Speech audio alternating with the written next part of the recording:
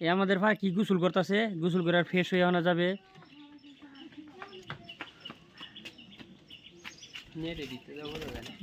নেটের ভিতরে না, ক্লিয়ার বোঝা যায় কোন।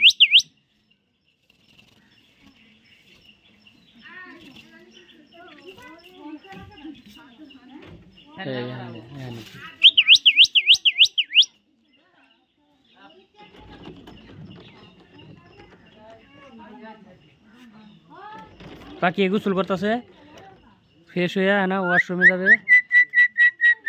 এরকম। প্রতিদিনই গোসল করে বিল্লাল, প্রতিদিনই গোসল করে। এই আর একটা বই রয়েছে গোসল করার লাগিয়া। তুই ডা হই, যতবার ডা হই।